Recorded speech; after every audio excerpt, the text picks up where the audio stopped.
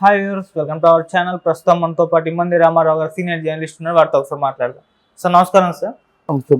Sir మనం చూస్తున్నాం అల్లు అర్జున్ గారి పైన గత కొంతకాలంగా కూడా సోషల్ మీడియాలో ట్రోలింగ్ కానివ్వండి, లేకుంటే విష ప్రచారం కానివ్వండి, ఇవన్నీ కూడా జరుగుతూ ఉన్నాయి సార్. అయితే ఇప్పుడు రీసెంట్గా హైపర్ ఆది గారు, అంటే ఆయన జనసేన పార్టీ తరఫు నుంచి ప్రచారం కూడా చేశారు. పవన్ కళ్యాణ్ గారు కాస్త సన్నిహితులను కూడా చెప్తూ ఉంటాం. ఆయన ఒక స్టేట్మెంట్ ఇచ్చారు సార్. అల్లు అర్జున్ గారు కూడా మెగా ఫ్యామిలీకి చెందిన వారు, ఆయన పైన ట్రోల్స్ ఆపండి అని చెప్పేసి అంటున్నారు. అయితే ఈ ట్రోల్ చేస్తుంది మెగా ఫ్యాన్స్ అని చెప్పేసి కొంత ప్రచారం అయితే ఉంది సార్. అయితే ఇప్పుడన్నా మరి హైపర్ ఆది గారి కామెంట్స్తో ఆయన ట్రోలింగ్ ఆపుతారా? అల్లు అర్జున్ గారి పైన ఇటువంటి ప్రచారాలను ఆపేస్తారా? మీరు ఏం చెప్తారు సార్ హైపర్ ఆది గారి కామెంట్స్ పైన? అసలు హైపర్ ఆది ఏ అధికారంతో మాట్లాడతాడు ట్రోల్స్ ఆపండి అని? ఆపండి అని చెప్పినట్టయితే పవన్ కళ్యాణ్ చెప్పాలి, లేదా పెద్దాడు కనుక చిరంజీవి గారు చెప్పాలి. ఈయన హైపర్ ఆది ఆపండి అంటే ఆయనకి ఎంత మండుతుంది? ఎవరికి? అర్జున్కి. నువ్వు చెప్పడం ఏంటో అనుకుంటాడు కదా. అదేదో పెద్ద అని చెప్తే బాగుంటుంది, పవన్ కళ్యాణ్ చెప్పిన బాగుంటుంది. ఇకపోతే వాళ్ళలో ఒక వేర్పాటు భావన వచ్చేసింది. ఇండిపెండెంట్ ఫ్యామిలీస్గా వాళ్ళు మానసికంగా విడిపోయారు. నేను అల్లు రామలింగి తాలూకు ఫ్యామిలీ. మా తాత అల్లు రామలింగే, మా నాన్న అరవింద్. అలాగే ఇక్కడేంటంటే మేమందరూ చిరంజీవి ఫ్యామిలీ. ఎవరెవరు? రామ్ చరణే కాదు, సాయి ధర్మ తేజు, వరుణ్ తేజు, వీళ్ళందరూ, పవన్ కళ్యాణ్, వీళ్ళందరూ అనుకుంటున్నారంటే మా వైష్ణవ్ తేజు, వీళ్ళందరూ ఇటుపక్క ఉంటారు, వాళ్ళు అటుపక్క ఉంటారు. వాళ్ళు మానసికంగా డివైడ్ అయిపోయారు. బయటికి చెప్పటం లేదు, కానీ చిరంజీవి కూడా చాలా బాధపడ్డాడు. అంటే బిడ్డలాంటి వాడిని అనరాని మాటలు ఎవరు బన్నీ తాలూకు ఫ్యాన్స్ అంటే ఆయనకు కూడా బాధ ఉంటుంది కదా.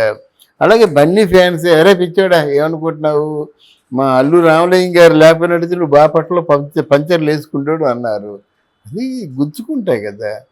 అలాంటి మాటలు ఎవరన్నా సరే ఖండించాలి కదా. పాప బన్నీ ఖండించాడా? లేదు కదా. ఇద్దరు కూడా ఆల్మోస్ట్ ఇంటర్నల్గా వైరం పెట్టుకున్నారు.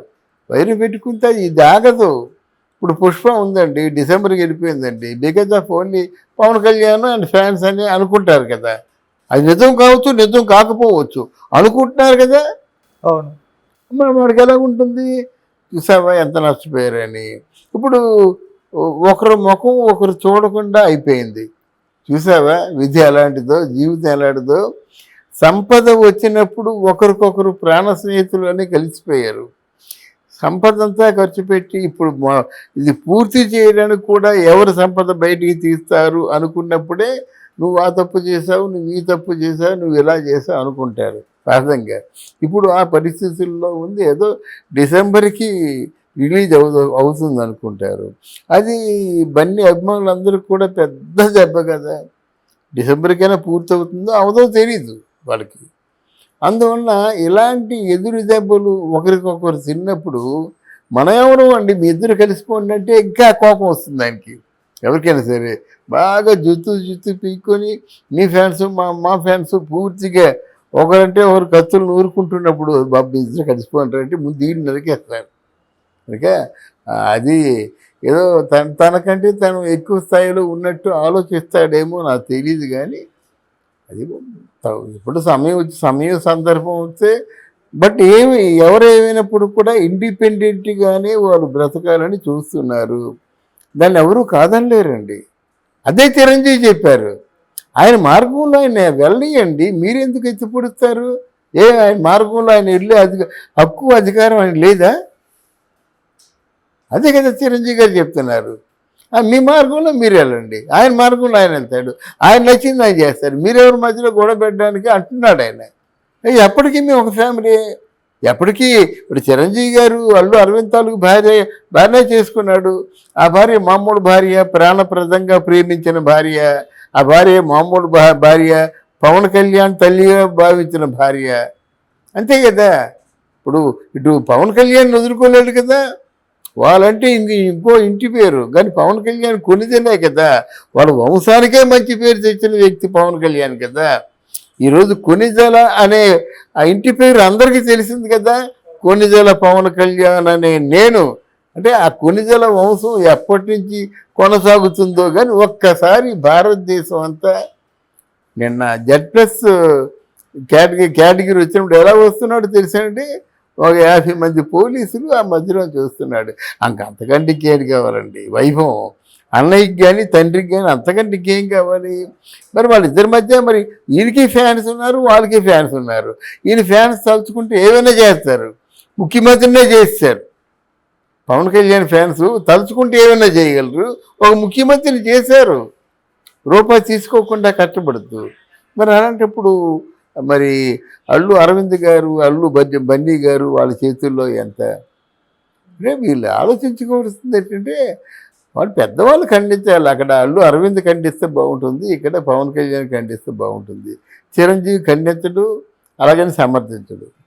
అంటే సార్ పవన్ కళ్యాణ్ గారు లేకుంటే అల్లు అరవింద్ గారు లేకుంటే నాగబాబు గారు చిరంజీవి గారు అంటే వీళ్ళు ఖండిస్తేనే, వీళ్ళు బయటకు వచ్చి చెప్తేనే ఈ ట్రోలింగ్ ఆగుతుంది అనుకోవచ్చా, లేకుంటే మళ్ళీ ఏమైనా ఫ్యూచర్లో ఏదైనా ఈవెంట్ జరిగి వీళ్ళంతా కూడా కలిసిపోతే ఆ టైంలో ఆ ఫ్యామిలీ అంతా ఒకటే అని చెప్పేసి ఆ విధంగానే ట్రోలింగ్ ఆపేస్తారంటే ఏం జరగచ్చు అంటారు?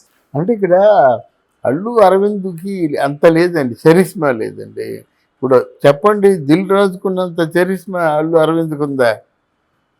దిల్ రాజు ఇప్పుడు ఆల్మోస్ట్ ఒక హీరో అయిపోయాడు ఇండస్ట్రీలో. అలాగే అది అల్లు అరవింద్ చెప్తే అవ్వదు, అలాగే అశ్విని దత్ చెప్తే అవ్వదు, మరి మన సురేష్ బాబు చెప్పినా అవ్వదు. అటు చిరంజీవి చెప్తే అవుతుంది, చిరంజీవి చెప్పడు.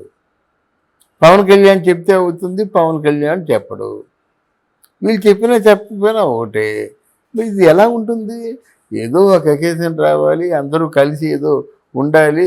బట్ ఎవరైనా సరే ఓపెన్ అప్ అయ్యి ఏదో జరిగింది, పొరపాట్లు జరిగిపోయినాయి, రావాల్సిన అపార్థాలు వచ్చేసాయి, ఇక ముందు మేము అందరం కూడా హ్యాపీగా ఉంటాం, మమ్మల్ని ఆశీర్వదించండి అని చిరంజీవి గారు, అరవింద్ గారు చెప్తే బాగుంటుంది. అది ఓకే, లేకపోతే ఇది కొనసాగుతూనే ఉంటుంది. మరి అల్లు అర్జున్ గారు కూడా రెస్పాండ్ అవ్వట్లేదు సార్ ఇటువంటి, అంటే అల్లు అర్జున్ టీం నుంచి ఎవరన్నా అంటే అందరూ ఒక టీంను మెయింటైన్ చేయాలండి. ఆయనకి ఏంటంటే ఒక వల్లమాలిన స్థితికి చేరుకున్నప్పుడు ప్రేమ అంటే అభిమానుల తాలూకు ప్రేమ కానీ పిచ్చి కానీ విపరీతమైన స్టేజ్కి చేరుకున్నప్పుడు వాళ్ళు కంట్రోల్ చేయడం ఎవరితరం కాదు. ఇప్పుడు అదే వచ్చింది కదా పవన్ కళ్యాణ్కి.